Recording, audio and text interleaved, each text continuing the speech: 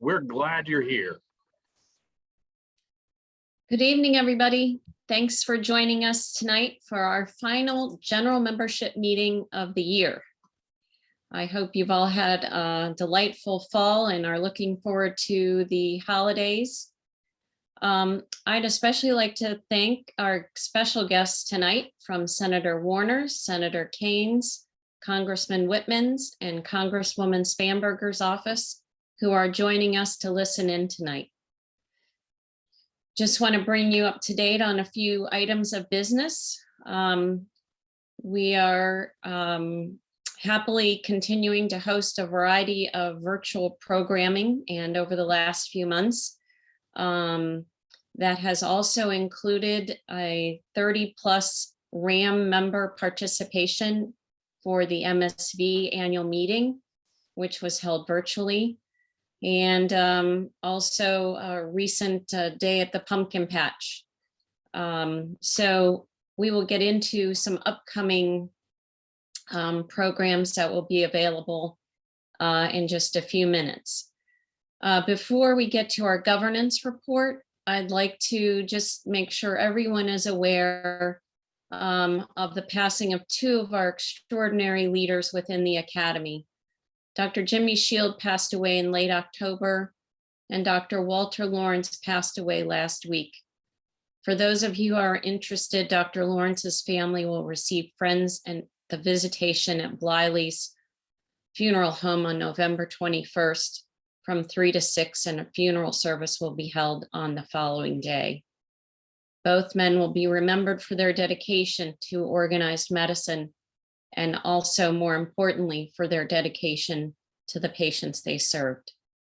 We also hope you'll keep Dr. Duncan Owen in your prayers. He and his wife and family members were in a terrible car accident recently, and his wife remains in the ICU in North Carolina. I'd now like to introduce to you Dr. Mark Monahan. Mark is our immediate past president and chair of the Governance Committee, and he will now give us a report on the elections for the 2022-2023 terms. Mark? Great. Thank you, Carolyn. Madam President, members of the Academy, on behalf of the Governance Committee, I'm pleased to report that all electronic ballots have been counted.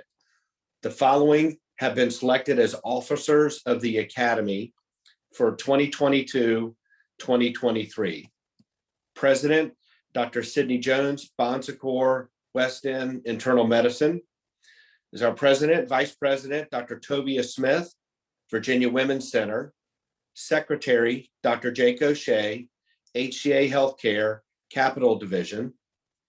Treasurer, Dr. Peter Buckley, VCU Health. The following have been duly re-elected as trustees for the Academy for 2022-2023. Dr. Ike Ebe, VCU Health Community Memorial Hospital. Dr. Jonita Nicholson, Bon Secours Weight Management Center. Dr. Jonathan Schaff, Executive Health Group. The following individuals have been elected as new trustees for the Academy for the 2022-2023 year. Dr. Mark Townsend, Bon Secours Mercy Health. Dr. Deborah Barron, North American Partners in Anesthesia. Dr. Rachel Downey, Practice Administrator for Dermatology Associates of Virginia. Ladies and gentlemen, please join me in welcoming our new officers and re-elected trustees for the 22-23 year.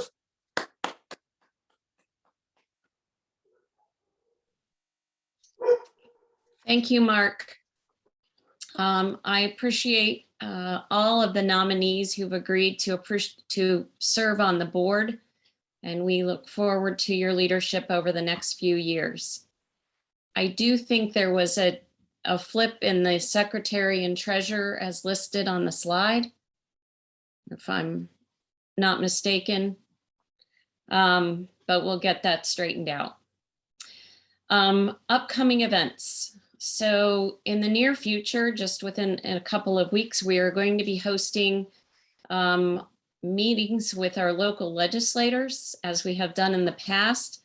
These will both be Zoom meetings, one on Thursday, December 2nd at 7 a.m. and one on Tuesday, December 7th at 6:30 p.m. Please come join us and share your concerns with our local legislators. They enjoy hearing from us and finding out what we think is key to care of our patients. In the near future, we will also be back at the Lewis Ginter Garden Fest of Lights for a family event, and that's on December 5th from 5 to 8. And then we will have the inauguration of Dr. Sydney Jones on Tuesday, January 18th at the Country Club of Virginia. We hope you'll be able to join us and salute the past and embrace the future, and hopefully enjoy conversation and personally and in person, and share in the start of our new leadership. At this point, I just want to take a couple of minutes to say a few remarks, since this is the last meeting that I will be sitting in the president's seat. Over the past 2 years, I've witnessed marked resilience, commitment, and even patience in the RAM community, which outweighed all of the disappointment and weariness that we've suffered during these long months with the pandemic.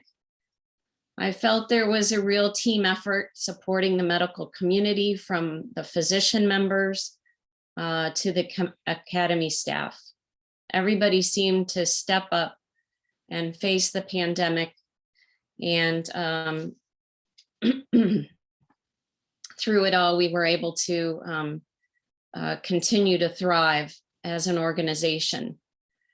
I personally have appreciated working with members that I hardly knew when I first started. I've been amazed at the board participation that I've seen over the last 2 years, as the many challenges we faced were discussed and dealt with in a very thoughtful leadership fashion. I'm also grateful to the staff at the Academy, who make things look and feel so seamless, even during Zoom meetings gone awry. It's definitely hard to list all of the various things that the Academy staff do, but to mention a few: the Loving Lunches, which was launched and spearheaded by Jim; Laura's capacity to always keep us organized, and especially with the legislative work; Lisa, who created a COVID resource center from the beginning and kept it updated for us to have as a resource; and even Kate, who worked to find ways for us to socialize safely, as well as many others examples. The Academy runs because of this very strong crew of folks that work on our behalf. If anything, the last 2 years have taught me is that organizations like ours have survived long-term. And the way they do that is by the willingness of the members to get and stay involved. Our Academy is soon turning 202 years old, and I'm optimistic that we'll continue to carry on the torch as the patient's advocate, the physician's ally, and the community's partner. I consider myself truly blessed to have had the opportunity to serve with all of you, and I want to thank you for that opportunity. So at this point, I'm going to turn the meeting over to our new president-elect of the MSV, Dr. Gawanter, who will introduce our speaker tonight, who he has worked with long and hard in PBM reform. And I will let you take it over, Harry. Thank you. And it really is an honor to have Dr. Feldman speaking back again. And she has been just an amazing inspiration for me in many, many ways. She is a rheumatologist in private practice in the rheumatology group in New Orleans, where she is also the managing partner. She's the current president of the Coalition of State Rheumatology Organizations, past chair of the Alliance for Safe Biologic Medicines, and a past member of the American College of Rheumatology Insurance Subcommittee. She's a clinical assistant professor of medicine at Tulane University School of Medicine, and she lectures extensively to patients, physicians, regulators, and legislators throughout Louisiana and nationally. In fact, in 2019, she spoke before the Health Subcommittee of Energy and Commerce and got the lobbyist for the PCMA, the lobbying group for pharmacy benefit managers, to admit that they didn't always pick the cheapest medicine when they constructed their formulary. Beyond her speaking, she's also written extensively on the drug supply chain, particularly the effect formulary construction and utilization management tools have on pricing and access to drugs, both their availability and their affordability. She has received the Distinguished Service Award for Tulane Medical School and was named one of the top women in New Orleans by City Business in 2017. The other things that I just find amazing about Maddie is that she had a radio talk show called Driving with Maddie that ran in New Orleans for quite a while. She is an elite tennis player. She got recruited to learn how to dance the tango for a fundraiser in New Orleans, and the video is amazing. She also is the inaugural recipient of the American College of Rheumatology's Innovation in Clinical Care Award. And this was an award that was just created for community rheumatologists who has advanced the practice of rheumatology through novel clinical initiatives. And she and I laughed about the fact that the ACR would consider advocacy to be a novel clinical initiative. But there you have it. Importantly, also tomorrow at 10 a.m., she is going to be speaking at a forum in Congress at the Rayburn building on PBMs and their influence on drug pricing and costs and the whole supply chain. And Laura will put up a link to the video if you want to tune in at 10 a.m. tomorrow to watch it. And so, coming to you live from her hotel room in DC, we have Dr. Madeline Feldman. Thank you. Wow, that's quite an introduction. It's like I can't seem to follow myself. Very good. I was there in Richmond when I guess it was 2.5 years ago, and I was really hoping that by this time we could all be in person together, but alas, various surges have happened. So I am here at my hotel room here in DC, sort of preparing for my forum presentation with about 8 other people tomorrow. So thank you for letting me practice on you guys. So where we were, so I'm going to talk a little bit of what we talked about the last time I was there, where we are. Unfortunately, there's not been a lot of change, and what's the future of drug access and pricing. Virginia, I have to say, has been ahead of the game in so many ways. So congratulations to all. So where we were, drug pricing reform has definitely been familiar with theater of the absurd, but you can see some of the adjectives there sort of describing that entire genre. It can be purposeless, confusing. I think the biggest thing that I look at is the hope deferred. We've had so many hopes that we could, somehow get a hold of drug pricing, maybe try to understand it. And it's just been quite a human struggle. So I like to start off a little bit talking about drug companies, because I talk so much about PBMs that sometimes people that I'm trying to shift the blame of drug pricing from manufacturers over to pharmacy benefit managers. No, basically I'm just sharing the blame. There's more more than enough blame to go on. And so I have a couple little slides about various kinds of bad behaviors with the drug companies. And this little rodent you see here is Louisiana rodent called a nutria, and they chew away at our levees and are quite destructive. And I just couldn't help. I wanted to talk about this not so young gentleman on the left, and you may recognize him as Martin Shkreli. He probably eligible for bad behavior, CEO of a pharmaceutical manufacturer. You recall what he did in terms of raising the price of Daraprin. He was actually very proud of it. Very handsome investment, to make a needed drug basically unaffordable. And then, of course, spending $2 million on a one-of-a-kind Wu-Tang Clan album did not help him. There's also a generic drug cartel, and I've sort of been following this for a few years.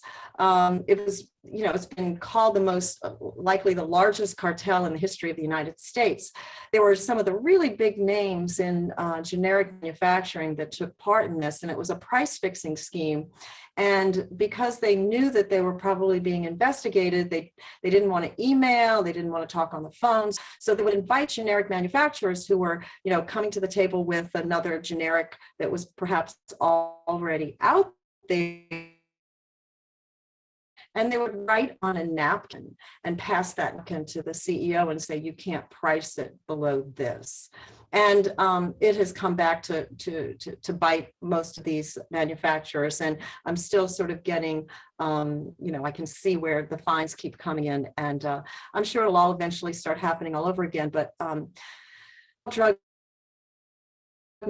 manufacturers are on the up and up. And then, of course, with our rheumatologic medications, and Harry knows this well, and any other rheumatologist, self-injectable biologics that were, I remember when they came out, they were around $500 and then $1,000, and now somewhere between $7,000 and $10,000. So what happened to competition? We're going to talk about what happened to competition. This isn't a free enterprise market that we're dealing with, and competition is not working the way it should. So I kind of put this slide together, and it's maybe a little wonky, but I did want to talk a little bit about medication access. And we talk about access and affordability, but I think access is really availability and affordability, because even if it's cheap and affordable, if it ain't available, you're not going to be able to get it. Just think a year and a half ago about toilet paper. Okay, toilet paper is really inexpensive, but it was nowhere to be found. So consequently, we had no access to toilet paper. Well, similarly with medication, you can sort of follow on the availability side. It has to be approved by the FDA, then it's got to be launched. That's been one of the problems with biosimilars. They're not being launched. And then once it's launched, onto the market, if it's really expensive, is it covered on the insurance formulary? Is it available on the insurance formulary? And then when you look at the other side in terms of affordability, of course, price is the one thing we look at, but then maybe what's even more important is the patient's cost share. And it used to be when, prescriptions were really inexpensive. I think I remember when I was really little seeing a penicillin prescription for like 25 cents or something. I am pretty old.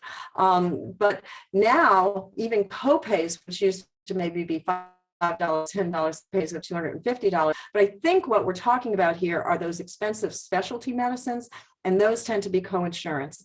And unfortunately for the patients, they are, for the most part, a percentage of the list price of the drug. So don't let anyone tell you list price doesn't matter, because it matters to the patient. I don't want to hear about net cost to the PBM. I want to hear about cost share for the patient. And if their coinsurance is based on the list price, we got to figure out a way to get those list prices down.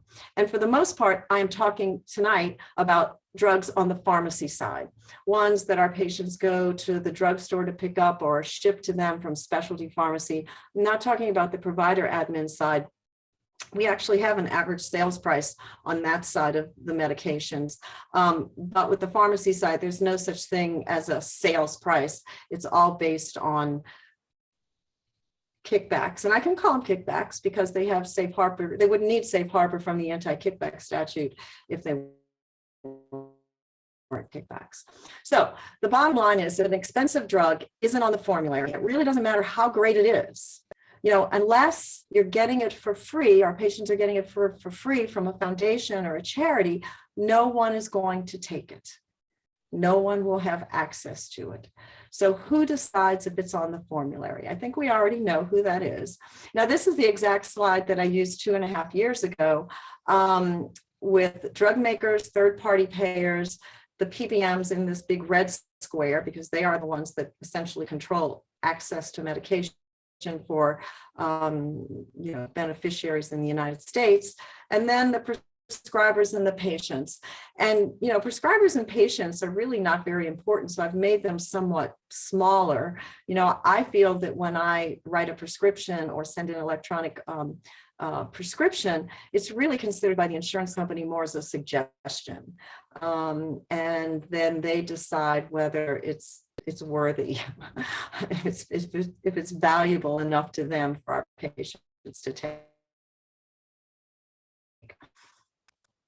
So I think we know who the big three are, and then that really has not changed. Back then it was Express Scripts, CVS Caremark, Optum Rx, which at the time was owned by United Healthcare, and there was some vertical integration that was taking place at the time, the last time I spoke, and they still capture 80%, including Medicare beneficiaries, 170, maybe 180 million lives. And I'm going to talk a little bit about competition and transparency, good or bad. And, they originated, not all PBMs are bad, and I don't mean to also, cover them all with that same sort of negativity, because when they came out, the medical insurance companies, they wanted to pay doctors, they wanted to pay the hospitals, they wanted to cover procedures. But once there started to be more and more, medications, they wanted to hire a separate entity to adjudicate those claims. And then eventually, as medications became more expensive, set up the formularies, and basically handle that entire pharmacy side. So they have a place, but they offer a service, and they should be paid a flat fee for their service, and should be fairly transparent with how they construct what our patients can take, when they can take them, where they can get them, and how much they'll cost.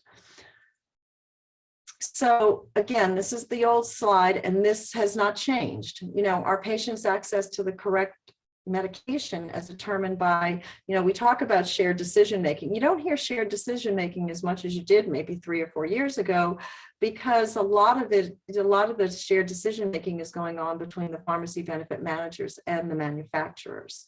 So instead of having it based on efficacy, safety, and maybe the lowest list price, we're faced with formulary restrictions and the utilization management tools. And I hope by the end of this, you'll agree that at least partially these utilization management tools are there to keep the formulary as profitable as possible.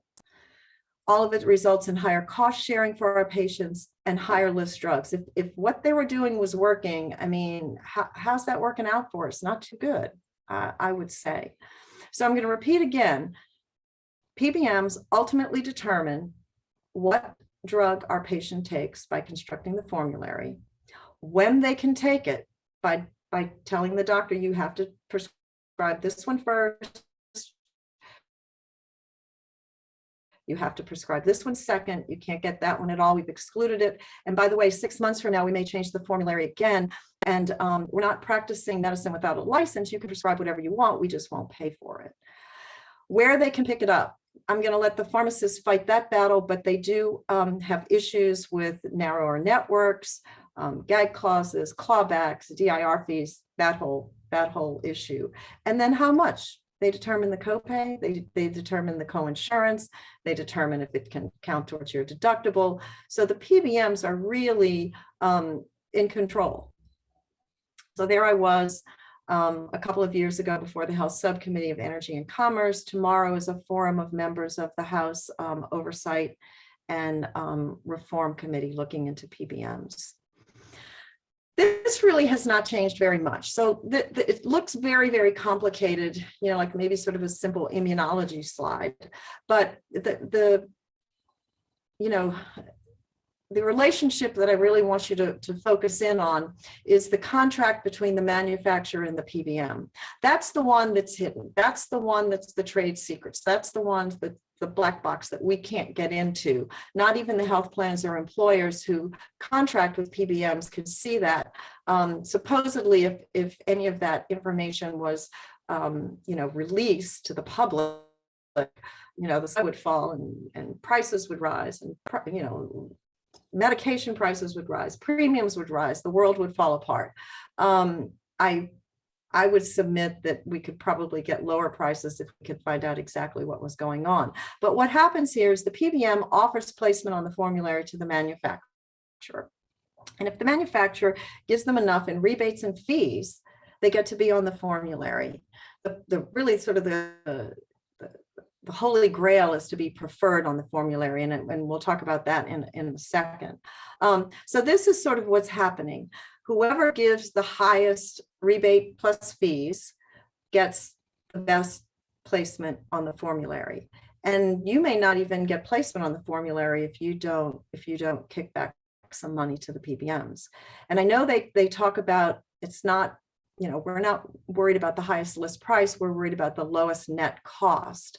But when you hang on to some of those kickbacks, the net cost to you goes very low. So when they say net cost, it's net cost to the health system that they represent. The net cost to the patient does not go down. And I'll show you an example of that with insulin. And it used to be the health plans that actually looked over the shoulders of the PBMs. They would kind of make sure that they were getting the right price.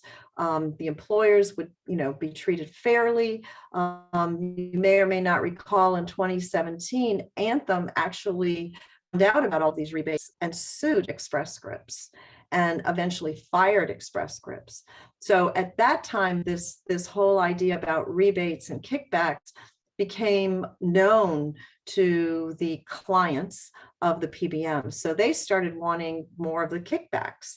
And what happened was a lot of them started getting reclassified as fees. And then I'll tell you a little bit about the next layer of opaqueness that the PBMs have added to the hide the money game.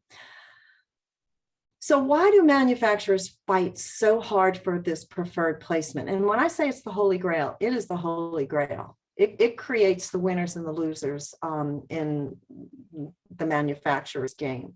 So if you're a manufacturer and you get the preferred placement for your drug, I'm sure a lot of you know this already, because of step therapy, all the patients have to fail your drug first. They can't get to the other drug. They get to fail your drug first, which automatically gives you market share.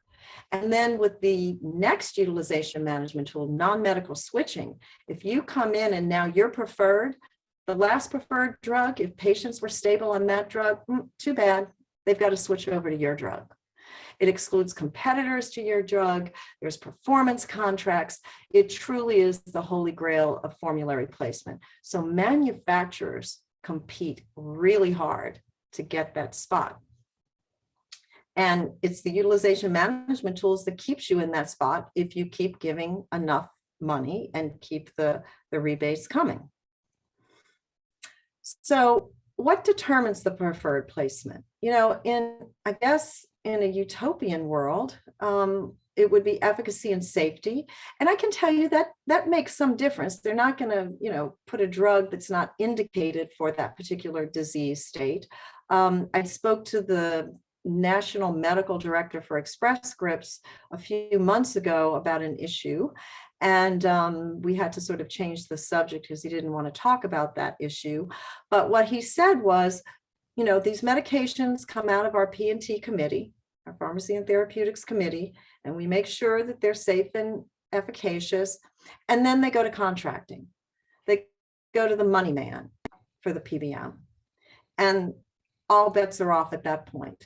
It has absolutely nothing to do with which is the most efficacious. I was actually in a meeting years ago when a new medication was coming out that had only one other competitor on the market.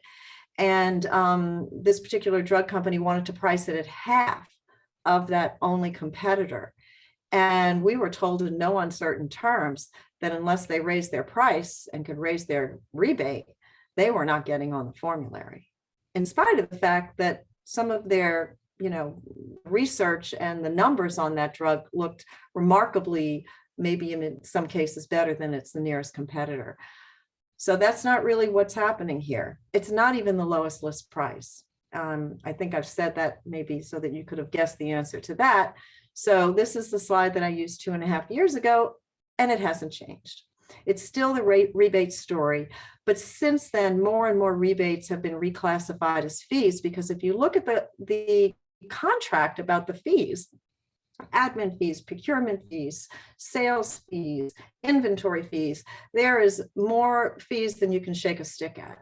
And these fees are all down at the bottom. It says any bona fide fees, sort of by contract law, are not able to be passed back to the client. So if you sort of fudge a little, and instead of having in the contract a 60% rebate, maybe it's a 55% rebate, and we've reclassified 5% as yet another fee, it's a really good way of sort of hanging on to the money and not having to pass it back to an employer. But we, again, because there's no transparency, have absolutely no idea what's happening in between the manufacturer and the PBM that's controlling all of our patients. And then I'm going to tell you about the latest thickening of the black box. So how it works, this really hasn't changed very much. There's a bidding war, and the largest price concession has the best chance at the preferred spot. So ultimately, I'll say it again, our drug utilization by our patients is determined by the amount of money kicked back to the PBM, not the doctor-patient relationship, not even necessarily what is the most efficacious, safe, and certainly not the lowest list price. Lowest net cost, as PCMA says, net cost to the PBM, of course. So this is a very simple equation. It's the list price times the percent promised in rebate. I will give you 60% back of the list price every time you fill a script. So the larger the market share, the larger number of scripts that are filled, the more rebates the PBM can acquire. So if someone comes along with a really good, let's see, I've raised my list price twice as high as that other drug, and I'm going to give you even a bigger percent back, then the PBM will take and switch all the patients that are perhaps on a drug doing well over to the other drug. And this happened maybe 4 or 5 years ago. I'm sure Harry probably remembers. There were these two competing rheumatoid arthritis self-injectable drugs, and one of the major pharmacy benefit managers took everyone off of one, stopped even covering it on the formulary, switched them over to the other. And, like little sheep and the good doctors that we were, there was not much else we could do. So we switched everybody.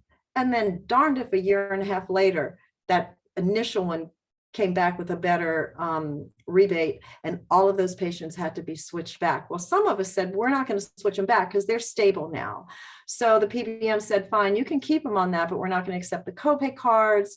Nothing's going to count towards their deductible. They have ways of making it very uncomfortable for a patient to stay on the same medication. So going back and forth, there's no qualms about that, I can tell you, this non-medical switching.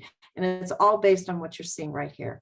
So even if you've got a big market share, watch it if somebody comes with a higher list price, because that market share, and they've done this a lot with those injectable cholesterol medications. People will be all on one, and the next year they don't even pay for it, and everybody's got to shift over to the other one. So everybody talks about, well, this is a free market and free enterprise. We have competition. I can't tell you how many times, in fact, I think I heard it again today. We need more competition. That will bring down the price of drugs. In fact, PCMA just tweeted something out today. We need more competition. And they need more competition because they realize what happens to the price when you have manufacturers competing against each other. So what does competition do for prices? Let's give 2 different examples. Let's start with building a house. When contractors are all coming in and they're all putting in their bids, if the quality is the same, no one's your sister's cousin's brother-in-law, everybody has to kind of come in on an even keel, they tend to maybe underbid each other, and maybe the lowest bid with the best quality gets the bid. So consequently, competition drives the price down. However, I don't know if you've ever tried to buy a house that everyone wants or sell a house that everyone wants, but you know, there's that one day where everybody has to put in their highest bid. So the more people competing, what happens to the price? It drives the price up. Not all competition drives prices down. And which do you think our drug supply chain is? Yep, our drug distribution drives the price up with competition, because what they're bidding on is the highest kickback, which is a percentage of the list price. So it does create a perverse incentive for higher priced medicines, not lower priced.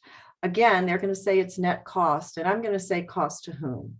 And the patient's cost share with coinsurance with expensive drugs is a percent of the list price. So just to kind of hit home a little bit more, I'm sure you've heard PBMs talk about savings. It's like Marsha, savings, savings, savings. That's all they talk about. They'll talk about cost a little bit. They never talk about price, but boy, do they talk about saving billions of dollars for our healthcare system. So let's calculate savings the PBM way. And I think this makes it pretty clear what's going on. And I like to use two dresses that are pretty much the same.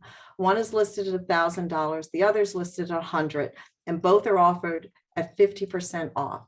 So which dress would PBMs pick for their dress formulary?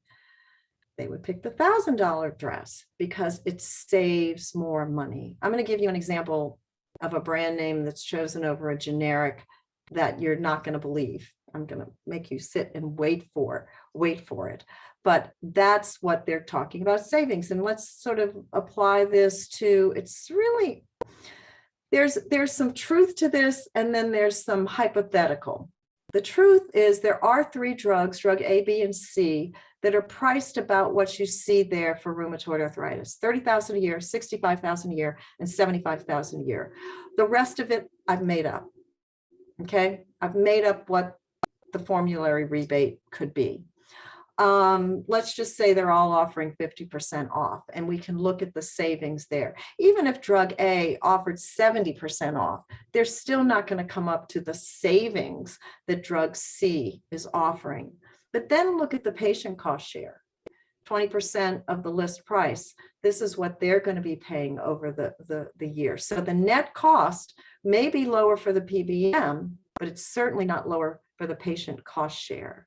And this is what we see playing out with the insulins. This is what we see playing out with all of our expensive medications. So I thought this was really funny. A year or so ago, they came out and said, if we could only use more utilization management tools, PBMs could generate $1 trillion in savings over the next 10 years. What I say to that is, we cannot afford $1 trillion in savings if this is how you're going to define savings. Imagine the employer whose employee is forced to take a $75,000 a year medication. I'm sure if he's self-funded, he would much rather have paid half of drug A's costs as opposed to half of drug C's costs. But gosh, no, we can't do that because we save so much more on drug C. We can't always afford the kind of savings that PBMs want to give us. So where are we now? Well, we're still here.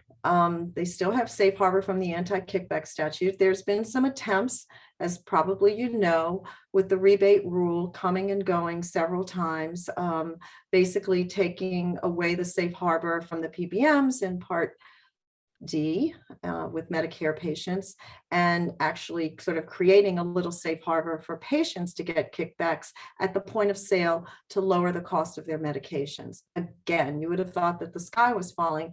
The big threat that always PBMs give is that premiums are going to go up. You know, but if you actually looked at the Medicare population, the low income subsidized, which was maybe around 30%, somebody out there may know exactly better, but the rest, the 60 to 70% of Medicare beneficiaries that actually would have their premiums go up, 93% go to the drugstore every month, and they would get savings that more than covered the increase in premiums. And so that 7%, if you're on Medicare and you take no medications at all, paying, $10, $15 more a month, you're very, very fortunate. But this went away. And of course, we know that the savings for the rebate rule, which never really got instituted, have now been shifted over and are helping to pay for infrastructure.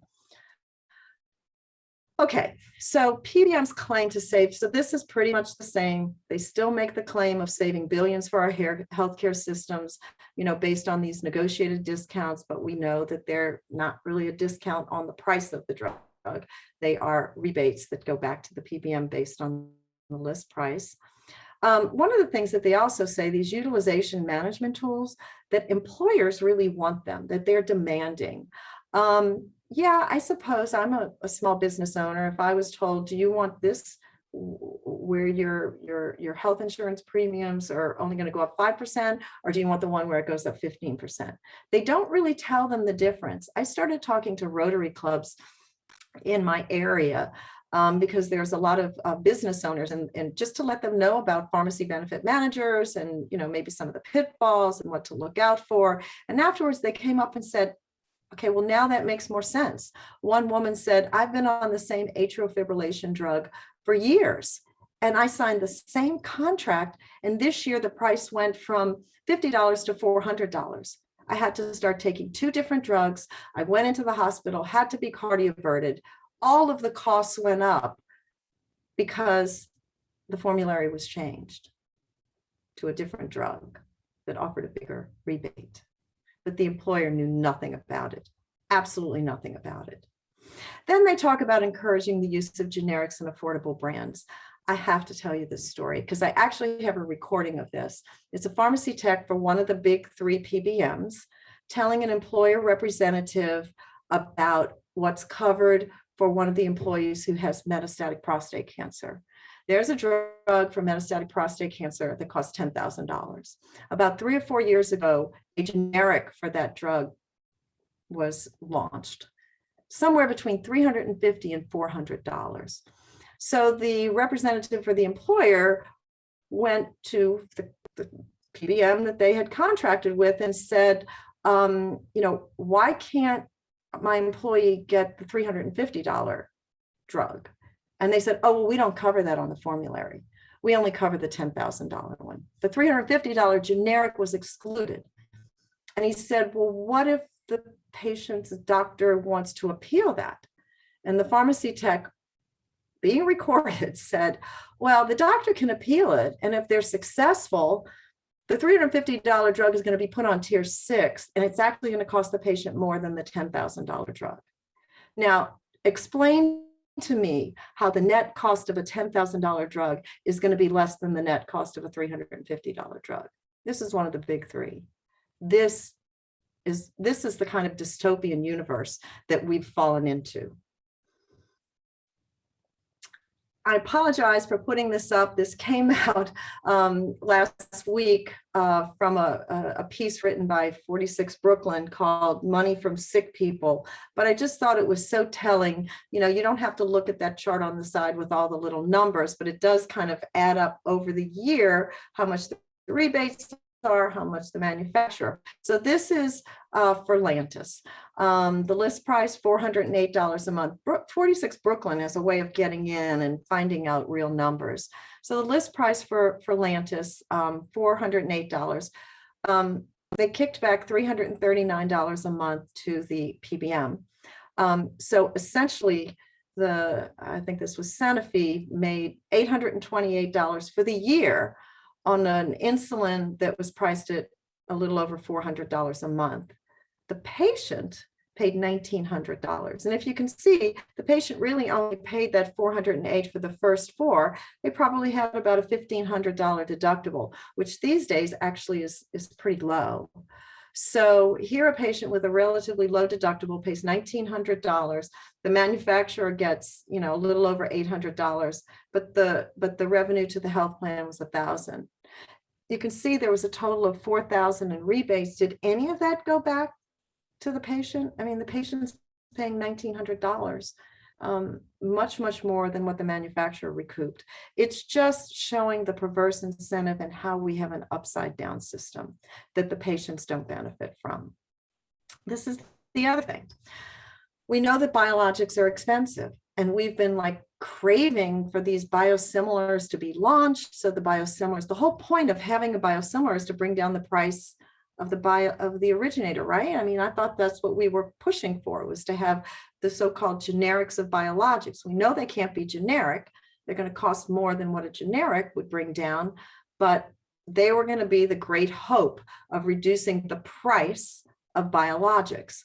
Well, they've started to come out, and on the provider side, where there is an average sales price, they seem to have been, they're working pretty well. But this insulin's on the pharmacy side. So we have biosimilars that have come out for insulin, and they've actually been designated as interchangeable, which is what every biosimilar wants, because then it sort of tells everybody, you know, you can switch back and forth, and, you know, and now the pharmacist can change it for the reference product, and everybody's going to be happy because prices are going to come down. Well, the interchangeables, there's the high price interchangeable and the low price interchangeable. Guess which one can't get on the formulary? The low price. Yep. The PBM put the high price, which is about the same price as the reference insulin.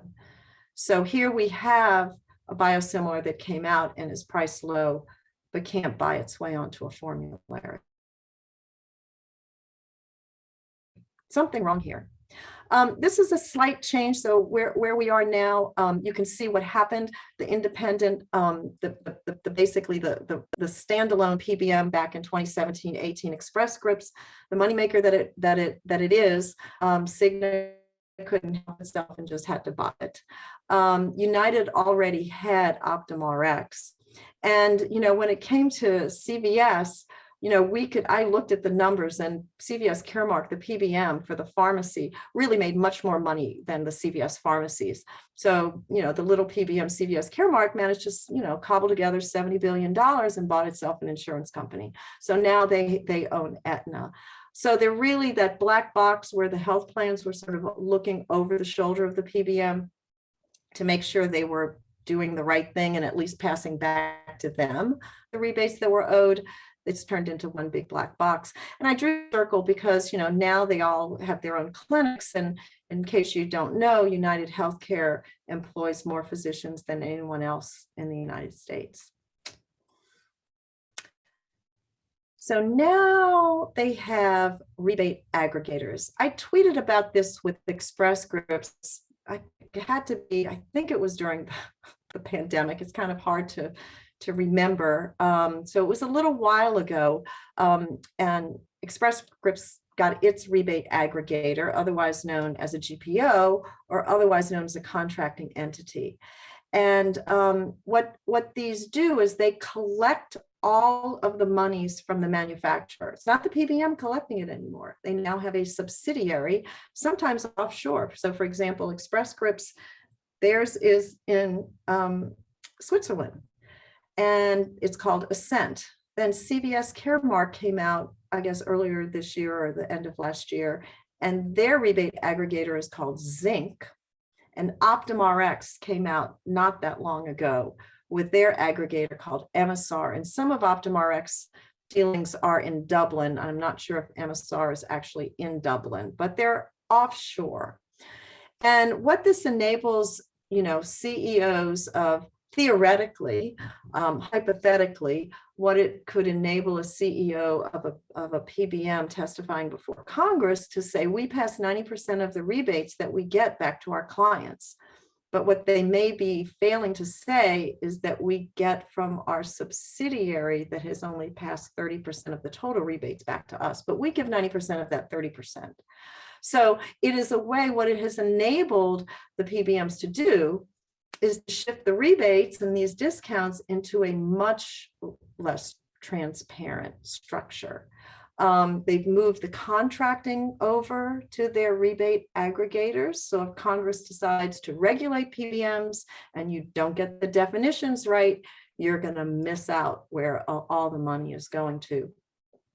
That protects them in case new legislation that requires pass-through or transparency of rebates. So again, definitions become extremely important if you're trying to capture where all the money is going. And now it's going to subsidiaries that are called different things, and all one big pile of money that maybe goes back to the PBM, so then they can say with a straight face, we passed 90% of the rebates that we get. So what's the future? So you guys did a great job. Virginia passed a prescription drug transparency law. Is it perfect? No. Dr. Guanter, I'm sure, has his issues with different things, but this is a start. I would love it if we could get one passed like this in Louisiana. It's in aggregate. It doesn't start till next year.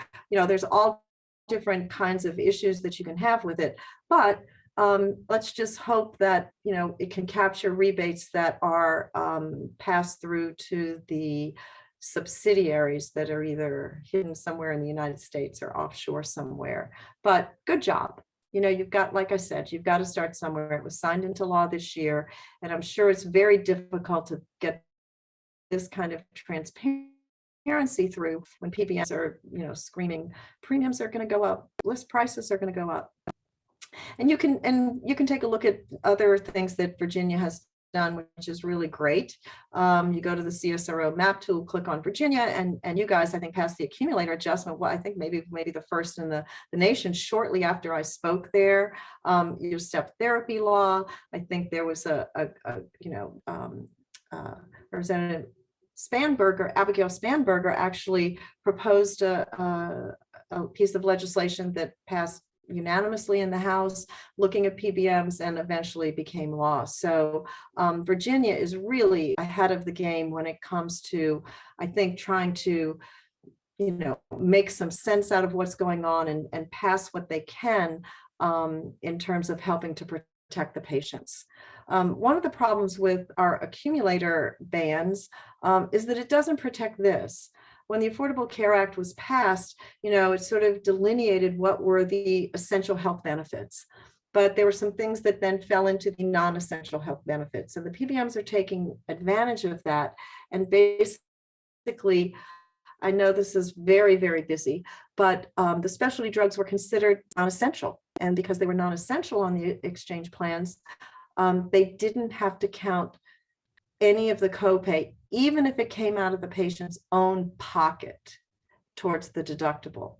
So, have a woman with breast cancer and tell her that her Herceptin is non-essential is egregious on the, at the very least. And what they do is, this is their way of getting you to sign up for their handy dandy maximizer program, which we really don't have time to go into what that is. It's a form of accumulator ban, except that they basically sort of milk the copay card and keep putting in false claims each month to see if the copay card value has gone up, so they can just take as much out of the copay card, but still not count it towards the deductible. Representative McEachin was one of the original sponsors of this great bill. It will help with the exchange programs, and I am told will help take out that little glitch in terms of non-essential monies from covering copays going towards the deductible. So this is bipartisan. This is not these kinds of things are not Republican or Democrat. This is patients. We're all going to be patients one day if we're not one already. So it does prohibit the use of copay accumulator programs. So this definitely needs to be supported. And thank you, Representative McEachin. So I'm going to take, I don't want to say that the view of the future is all dystopian, but there are some things happening that sort of make me wonder, do we really know what's going on? And if we did, why are we letting this happen? Right now, we find PBMs paying patients to switch medicines. They force you to switch your medicine, you're stable on the medicine, but here, we're going to give you $500. Taken to its extreme, it's sort of like selling your kidney so you can make the next payment on your house. You don't want to do anything that will disrupt your health for just such a short-term thing, such as getting a $500 check from Cigna. for example.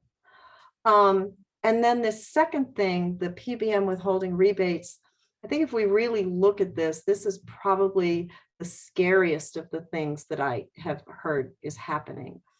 So if you have rheumatoid arthritis, you really want to get on the right medicine first, because that inflammation can destroy the joints, lead to heart attacks, make you, if too much inflammation for too long, makes you more susceptible to lymphomas. So to get on the right medicine first is really important.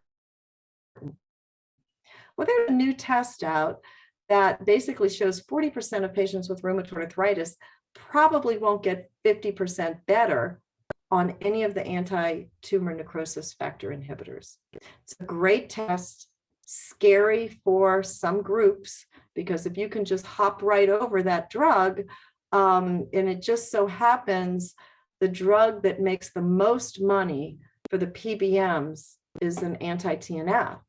So here we have patients that will have access to a test that will allow them to not take the drug that makes the PBMs all that money. Well, I was told that one of the big PBMs is now trying to figure out a way that that test won't be covered for some employers. That is criminal in my mind. If you haven't taken care of a rheumatoid arthritis patient and you can see what can happen in as little as 6 months, taking away a test that will show the right medicine for that patient should be criminal. That's all I'm going to say about this, because it's disgusting as far as I'm concerned. So the consequences of rebates, pretty much the same. Infringes on the doctor-patient relationship. The use of the utilization management tools are basically there to keep the formulary the most profitable. Remember, lowest net cost.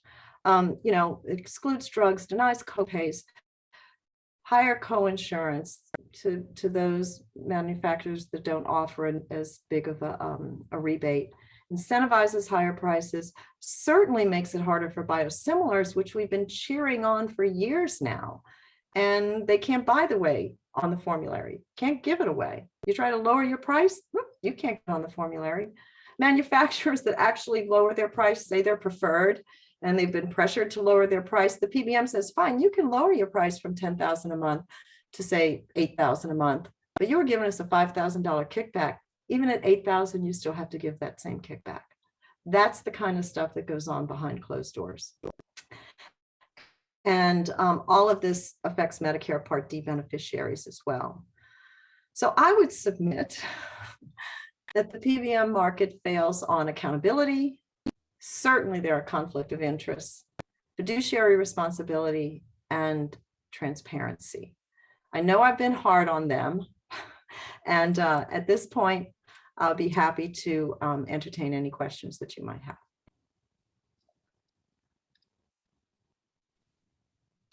Thank you so much, Madeline. This is so complicated, and I think it's amazing that anybody could grasp and understand all of these problems. Sorry, to start my video again. To understand how these are all interconnected and related. And if it's hard for us to understand it when we work in the medical field, I don't know how it can be corrected, how legislatively it can be corrected, because it's so difficult to understand.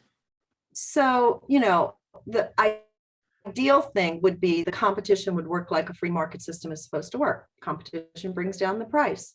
Have manufacturers compete on lowest list price along with efficacy and safety. But I can tell you the manufacturers don't want that either, because they would know there might be a race to the bottom, which is what we're trying to legislate and force manufacturers to lower their price, make them compete on lowest price, and that price will come down. I don't know if that would ever happen, because PBMs don't want it and manufacturers don't want it. Manufacturers say they don't like PBMs, but the finger pointing is a big smoke screen to kind of cover up everything. Number one. Number two, at the very least, let the patients take the benefit of the rebate. I mean, I don't think that's asking too much. Number one, and if that can't happen, then at least let them pay their coinsurance on the discounted price. That's a really simple thing to do, but you've got to know what the rebates are. And you got to make sure you capture all those ones that are over in Switzerland. And you got to make sure that they don't all of a sudden call every rebate a fee. At least let them pay their coinsurance on the post kickback price of the drug, not on that high list price. And then, of course, it only makes sense not to whipsaw stable patients back and forth. Yes, we do have a great safe step therapy federal that's going to be coming through. Hopefully we'll get past. They've got gobs of sponsors, but don't make a stable patient, regardless of what their disease process is, switch to a new medicine only to make more profit for the middleman. Those are some simple things that can be done without huge amounts of legislation and arm twisting. But the best one, if you really want to bring down prices, let competition work. Make them bid on the lowest price, not the highest kickback.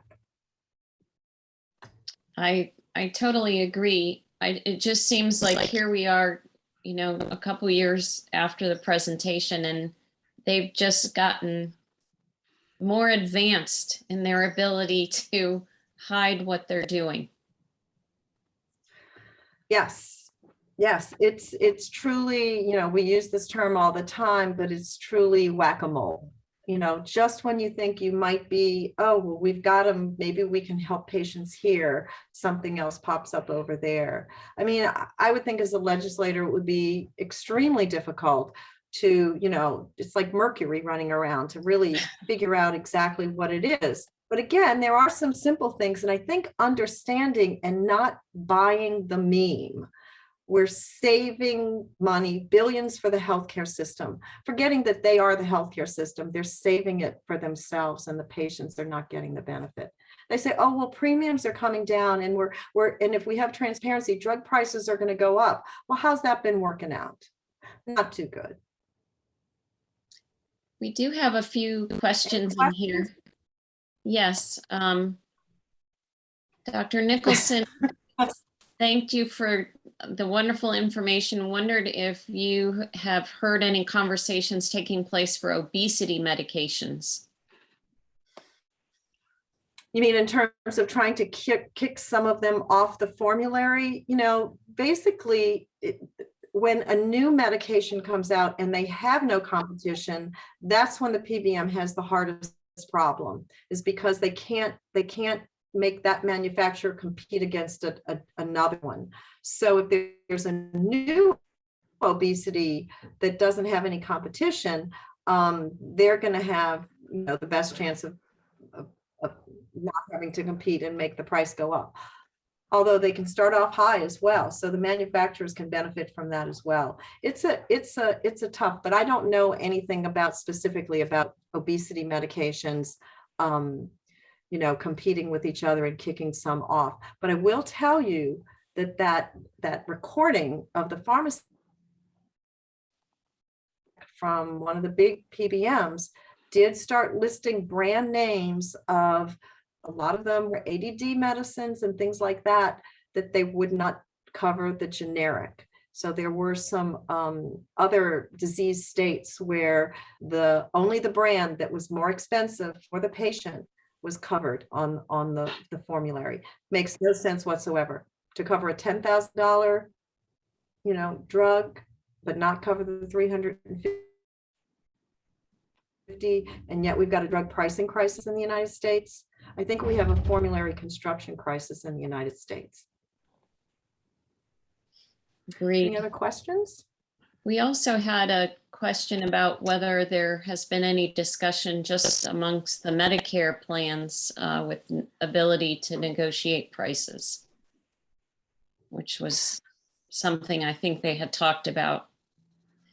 Right. Now, you've got to distinguish between the Part B side and the Part D side, because a lot of the demonstration project and the pricing and the most favored nation and those kinds of things are happening on the Part B side, where actually, and I know it gets kind of complicated when you talk about all these different prices, but if you have an average sales price, what happened when the biosimilar infliximabs came on the market, in order to undercut, the reference product came down, and then the biosimilar came down. And because you don't have a PBM middleman in there, which is like Europe, they don't have PBM middlemen, the prices were actually able to come down. And so in Europe, when manufacturers bid, they give low prices. They don't give big kickbacks. So that's another reason why it's very difficult to compare prices here and prices there when the billions of savings goes into a middleman. There's no way of knowing what the actual sales price is. There is no sales price. I don't know if I answered that question. But no, there aren't PBMs. I don't know if any PBMs in Europe. It's handled differently there, which is why you don't have a high. There's many reasons. Obviously, the US, is sort of the ones that are sort of carrying the weight when it comes to the pricing of the drugs. But looked at that insulin. The insulin, the manufacturer got $800 and gave out $4,000 in rebates. So yeah, it's their fault too. But if you didn't have the big middleman scarfing up all those rebates, maybe the price could come down and the patients could pay less on their co-insurance. Sure. If prices were lower, it would harm innovation. Have not seen dramatic increases in salaries. Oh, absolutely. Pharma and PBM CEOs, you're absolutely right. Yeah, so that's why I don't blame pharma quite as much as PBMs, because at least pharma does some research and they do make medications. The PBMs do no research. They make no product. They don't even take control of a product. They offer a simple service to set up a formulary and adjudicate claims at the pharmacy, claw back money from the pharmacists, and make money through utilization management tools. Maybe if they made some great drugs, it wouldn't be so bad, but they don't. Is there any way, Yes. Mark had asked if there's any way we could try to ban PBMs, even if it's state by state? Well, it would be very difficult because, PBMs are now either owned by or own large health insurance companies. And if you look at the Fortune 10, they're all in the top 10 of the Fortune 500. They are huge, they are powerful, and I would submit that perhaps they are more powerful than the manufacturers at this point. So to ban them, but to make them under the control of the insurance department. I don't have a lot of faith in the insurance department in Louisiana, except for the insurance commissioner we have now. The last three all went to jail. So it doesn't always help to go to because in Louisiana, the insurance commissioners are elected. And when you're elected, you have people who contribute money, and who has the most money to contribute to the insurance commissioners? The insurance companies. So, yeah. So part of the problem is that when they've been tried to be sued, say for lack of fiduciary, monitoring for the beneficiaries, or for practicing medicine without a license, or anything like that, they come back and say our only fiduciary responsibility is to our shareholders. And perhaps legally that's the case. So, yes, this is a free market country with free enterprise.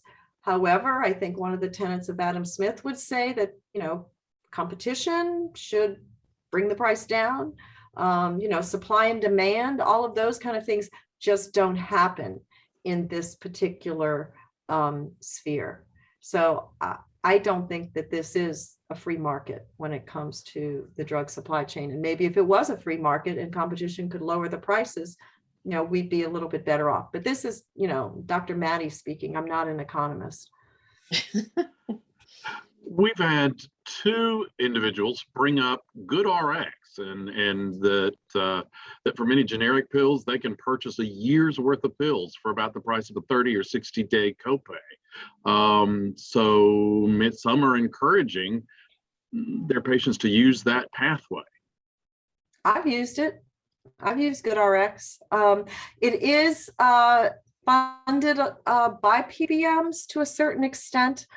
There are some medications that perhaps they don't want to fool with, and somehow they are subsidizing GoodRx. There was a great explanation of how GoodRx from Adam Fine, who, you know, we all sort of steal his charts and things, but he's always, you know, given credit down at the bottom. But Adam Fine has a good explanation of how GoodRx really works. And then Mark Cuban's plan for a new type of PBM. Again, a pharmacy benefit manager is fine, is necessary. But if you're going to continue with the rebate system, which it looks as though we probably are, utilize those monies to actually bring down the cost for the patient, and don't scarf up all of the savings. You know, without knowing exactly how the Cuban PBM plan is going to happen, it's going to be difficult to say. But I will say, and this is maybe a story that I did tell last time with Caterpillar, the tractor Caterpillar people. Now, gosh, it's probably been 17 years ago. Their drug spend kept going up and up and up. And, you know, the formularies were being created, and Express Scripts was doing the contracting with the manufacturers, but you know, it was a self-funded large company. They basically got rid of Express Scripts from making the formulary, and they decided to do it on their own. And the premiums for their employees' health insurance, at least when we talked to them at CSRO about 4 years ago, had not gone up 1 penny in the previous 12 years. So if you really take advantage of those savings from the manufacturer, you can actually do good for your employees, and you can do good for patients. You know, how many other people have not had the premiums of their health insurance go up in 12 years? It doesn't happen. It happened because they got rid of Express Scripts. That's why it happened. So I think we're going to need to stop there. Yeah. Thank you so much for Thank this, you for having me. and good luck tomorrow, and carry on forward with the torch. I would like to thank everybody joining in tonight, and we hope to see you at our legislator meet and greets, or at the Garden Fest of Lights, or all the above. Take care and be safe out there.